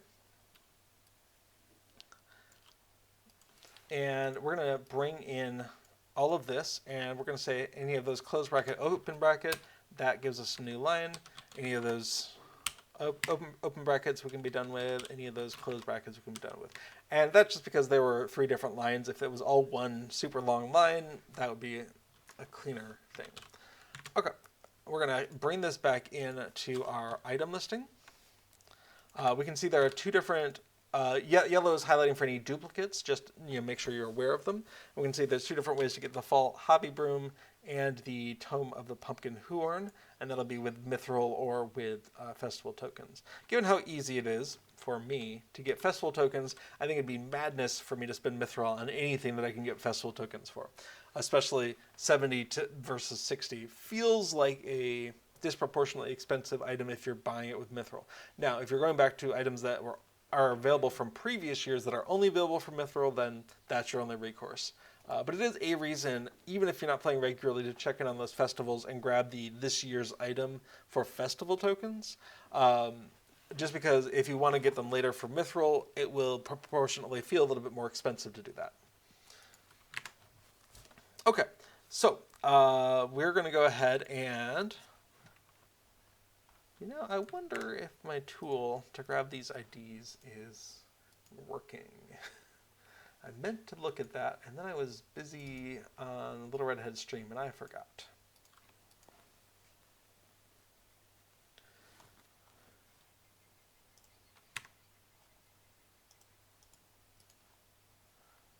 Okay. Well, at least the data's been updated. Let's go into Visual Studio and see.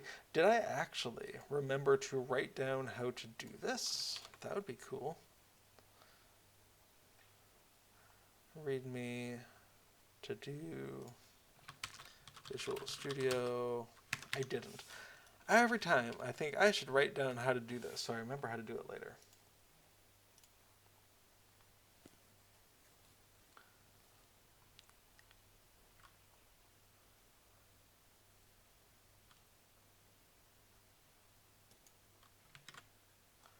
Alright, I'm going to go into my folder on the other stream just to see if I can find a useful tool here.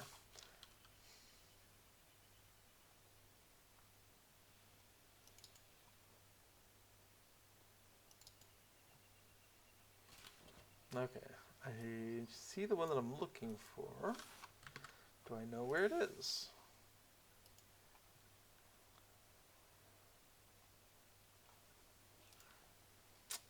Different solution. Great.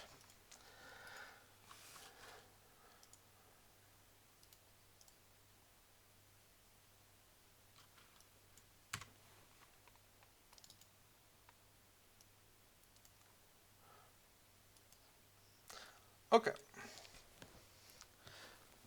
Now, do I actually need the keys for any other languages right now? I guess it depends on what I'm doing here. So, what we need to do is input all of our labels.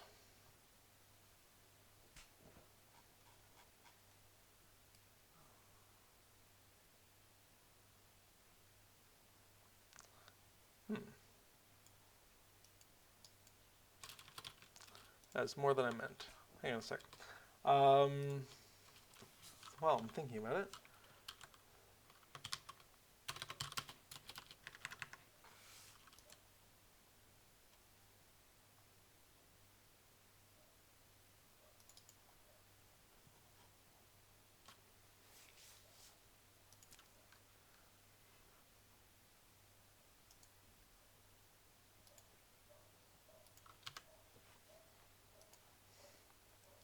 Okay, there we go.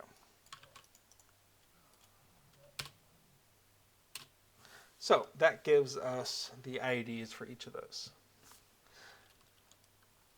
So we're going to go ahead and come back in here and paste in our item ID, get rid of these. And then we want to go ahead and get rid of that. Coming in, how many of the things are you getting with this stuff? By default, it's going to be 1, so we don't need to enter that. And then we want to go ahead and know what is the cost. And we're going to do this part manually, but it does appear to be 24 for the first few of these. All right. The cauldron, also 24. The broom is either 60 or 70, generic mithril. Tome of the pumpkin is 40 or 30.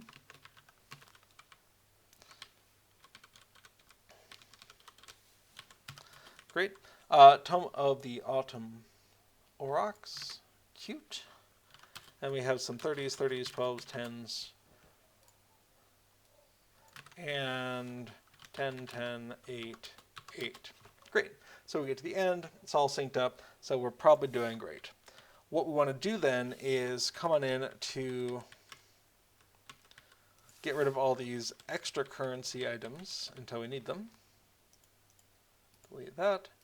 And then in Lua, we're going to go ahead and look over here. So the cost, yeah. So festivity, we don't need that. Mithril, we don't need that. And all of these, we don't need that. So we're going to delete all of that. And then the cost is going to be SNT. Great. We can see what that looks like there. So what we want to do then is copy that in, and we'll double check that everything's looking good. So in our barter items, we need to come to Harvestmath. Great. And replace these 66 items with these 21 items for now. Great. What we then do is reload.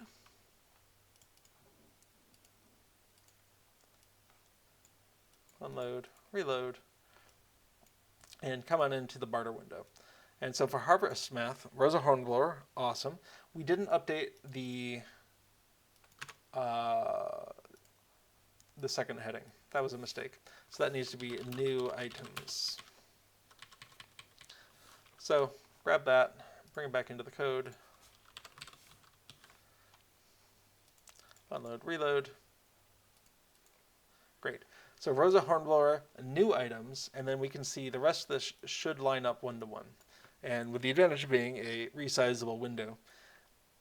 Now, you can also share items out of here, so if you control right-click one of these things or the cost of it, that will get pasted into your say line as well.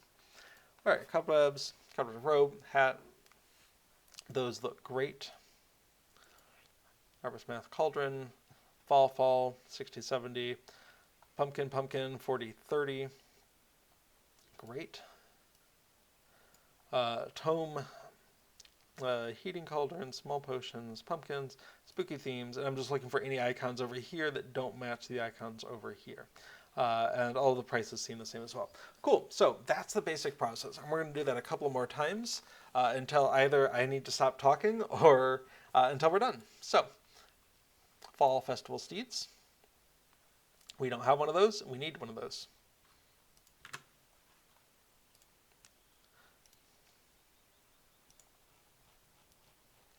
So we're going to first come on down here in Harvestmath and delete all of that, leaving the Lua production because we're gonna want that. Fall, and then move this over a little bit. Fall Festival Steeds. Great. So, same basic thing here. We're going to control right click to get these items into our chat window. Not a lot of them. From there, we're going to go into whatever text utility we have that helps us with this. I use Sublime Text. And that goes into the names here. And then from there, we can also go back to our other tool.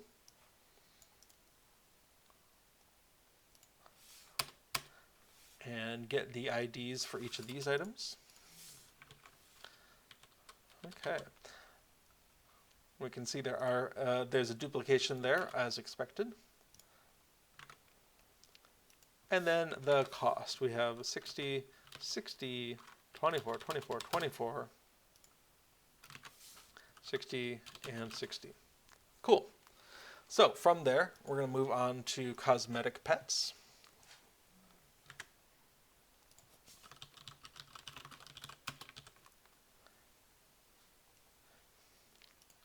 And from there, we're going to just start again. 1, 2, 3, 4, 5, 6, 7, 8, 9, 10.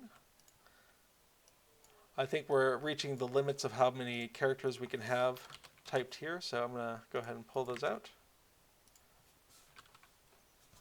Tolian says, by the way, I am using your VIP buff reminder, and I was wondering if it will be reasonable to cascade the messages. Do you mean the messages between that and the new item plugin that I'm working on now, or do you mean a different message? Okay. We did the Oaken Kite. So we'll continue with the Gourd Lurker. 1, 2, 3, 4, 5, 6, 7, 8, 9. And that is the last of the cosmetic pets. I think I've got them all. I should double check. Yeah. Okay. So, paste those in. Same thing. Break these out into separate lines. Get rid of the first and last bracket. brace. And then bring them on in. So we have the cosmetic pets. We have their names here. Coming on in here, we're going to get their IDs. Great. And then the general cost of things. Now, these are going to be 40 and 30, 40, 40, 30, and then maybe they'll unify, looks like a bunch of 40.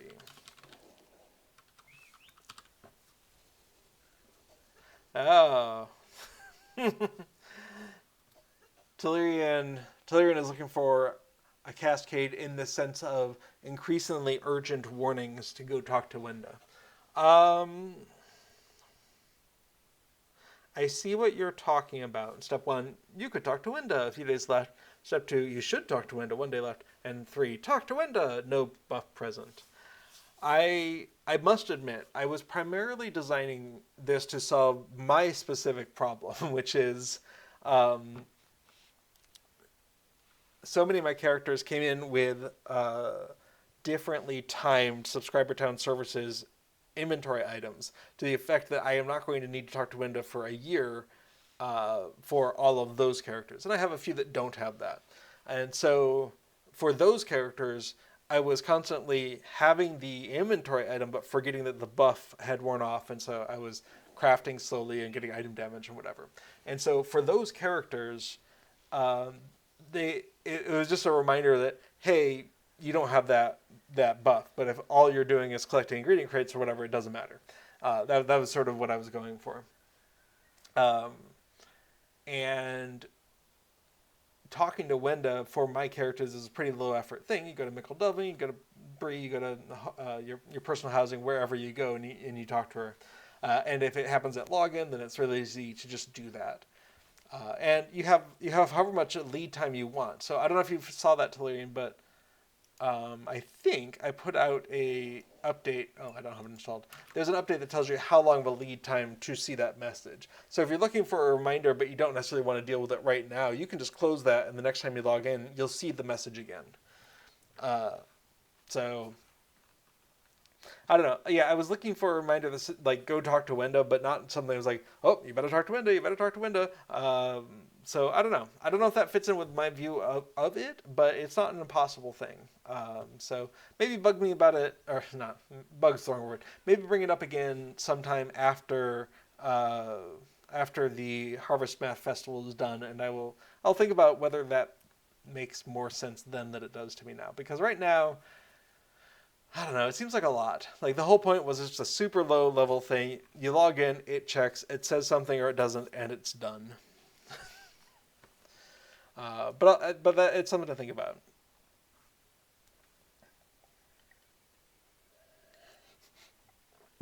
Tilian was thinking it would be a nice addition and a funny one. I think if I were to add something like that, that would definitely be an opt-in. Like, you give me extra messages about this. I could call it Telerian mode. And be like, for each message, how far ahead of time do we show it?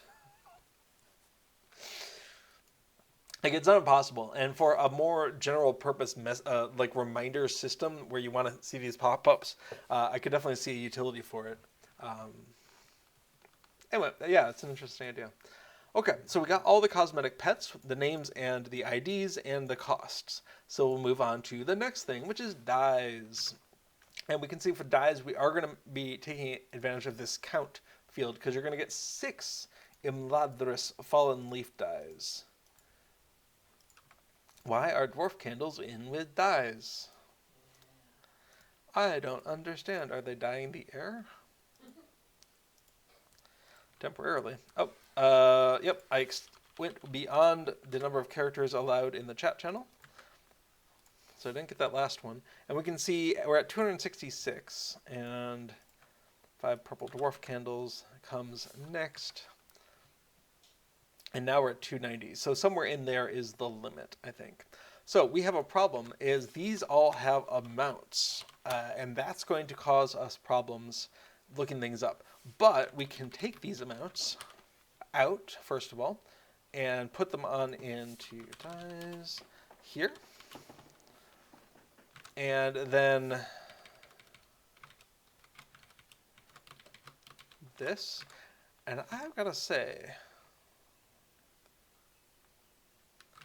I don't understand why that conditional formatting is affecting...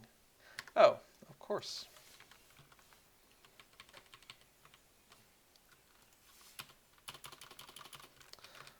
I don't understand why the conditional formatting is affecting this column. So we're going to go ahead and say clear rules from selected cells. Thank you.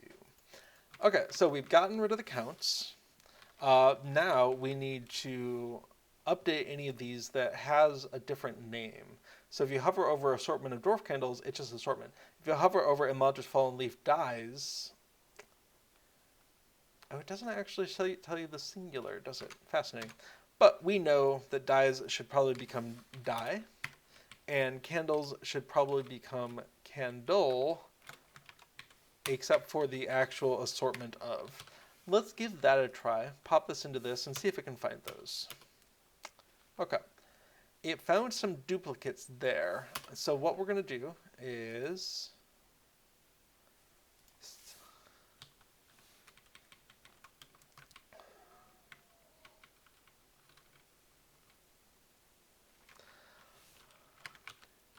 see if that works.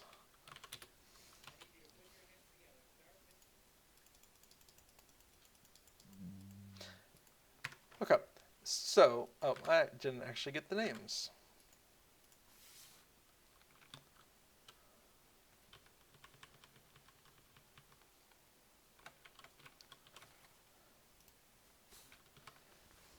Okay, let's give that a try. And in fact, once we've got the cost in here, let's go ahead and populate that in and double check that everything looks good. So we could start off with the ones that cost so much. Mithril, 10's not actually that much. And then 20 and 20. And if I understand this at all accurately from watching Little Redhead streams, the Autumn Leaf dye and Twilight Purple dyes are currently available for festival tokens, which means next year they'll be available for Mithril and in Imladris Fallen Leaf and Ashen's Lades green dye will be available for festival tokens. If I understand that, they flip back and forth. So if you're a dye person, now's a good time to stock up on these two because these tokens are much easier to get than these two. Okay, we're going to go ahead and scroll on down here. We see the 16 for the assortment, and we're seeing a bunch of 8. I'm guessing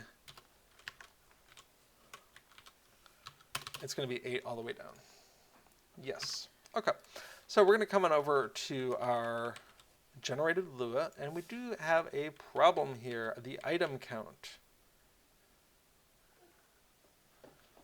Apparently, I broke the item count in some way. Let's take a look at this. So we should be looking at F2. F2 looks fine. When I moved stuff around, that was not good. So we're going to go ahead and just copy paste our generated Lua down.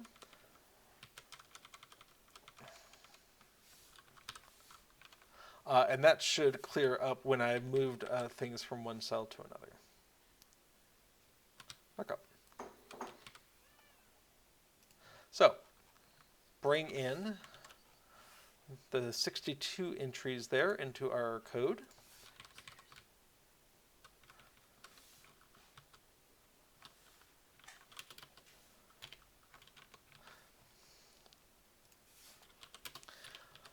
Cool. And then reload our plugin.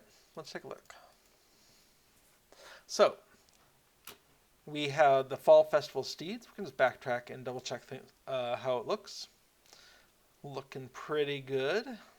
We have our cosmetic pets. Again, we have our duplicates because they're available for mithrils. Looking good there. And then we have our dyes. So 6 Imladris Fallen Leaf dyes. We needed that count to make sure we get the right item count over here. And now if you right click it, it shows up in the chat correctly. Assortment of dwarf candles and the various colored dwarf candles. And you get 5 of each of those, only 1 of the box. Great, everything looks great. Okay, so, does that get bound? What's up with that?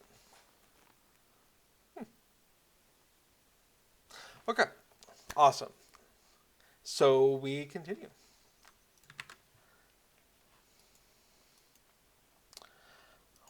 Now, it looks like we're almost 2 hours into the stream, and we're not all the way through this list. So what I think is going to happen is I'm going to finish this off stream. So I'll do maybe 1 or 2 more of these categories. Finish it off stream, probably push out an update to Festival Buddy just so people can have it. But with the acknowledgement that we're most of the way through the Harvestmath Festival now. So it'll just be there for the next time we come around. Okay, so dyes is done. Let's go to the cosmetic clothing gift boxes. I don't spend a lot of time in this category, personally. But for completion,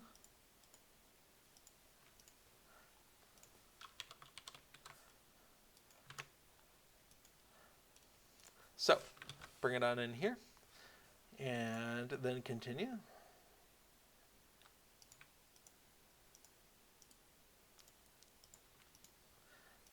And these are really longly named items, so I'm not bothering to try to get a bunch of them. But I do select the last one that I did so I can easily find it. Okay, so that's the end of it. There's only 1 page here. So what we want to do is get that into our spreadsheet, and this goes into the Lua comment. And then we'll go ahead and generate the IDs. More like find the IDs. And then we need a cost. Now this looks like a lot of 24s followed by 18s. So 24 to the 1, 2, 3, 4, 5. First 5. 1, 2, 3, 4, 5. And then 18 for the rest of them. Great. All right. And I think we'll do the Fall Festival Steeds for Mithra 1 and 2 and call it good.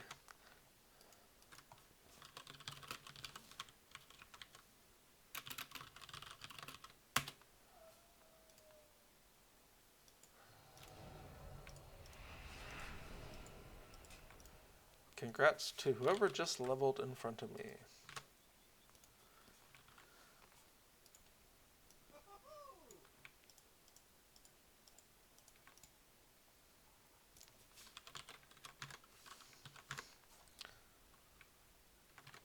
Alright, we did the Harness of the Harbinger, okay.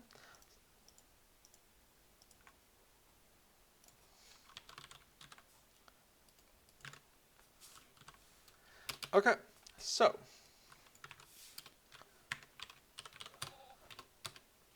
we've got all of our Mithril 1 steeds. Let's go ahead and see if we can't find some IDs for these.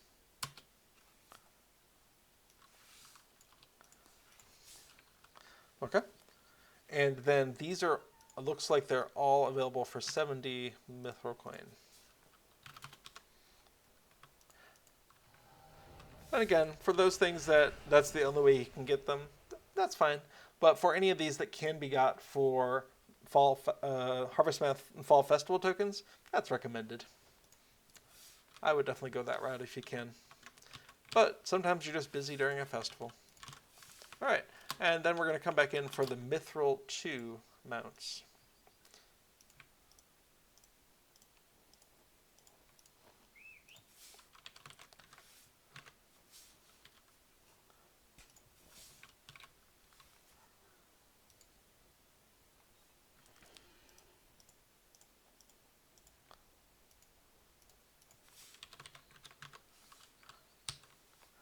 That was the Tale of Gloaming Autumn.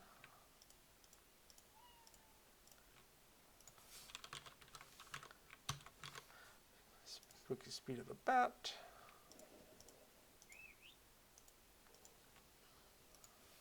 Oops. Okay.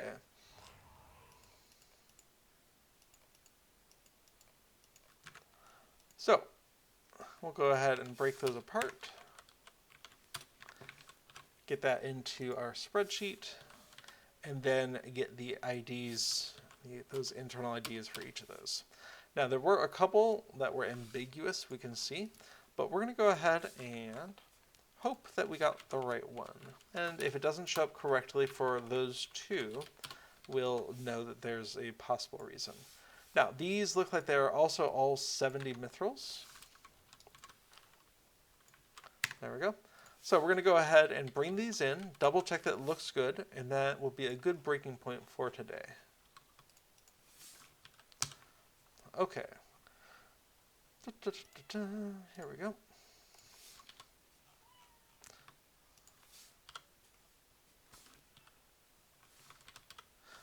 Okay, so coming back in to reload our plugin, and then scrolling on down to our new sections. Now the costume clothing we also didn't get a chance to look at. We can see the box types look correct, the costs look pretty good. And we're going to come on into Fall Festival Mithril. So, Mask, Hello Sage, Seed of the Autumn Sage, Traveler Knight, Lamp, Hub Harbinger, and Elder Autumn. Great. Those look great. And the last two here also look fine. Sorry, those two that we were worried about. Okay, so these are good. I'm not reviewing everything character by character, but I am looking for any discrepancies. That all looks great. So we can see from these are those last ones that were possibly a problem. Just comparing them side by side.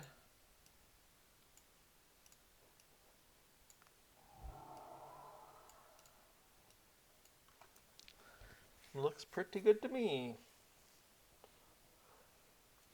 Great.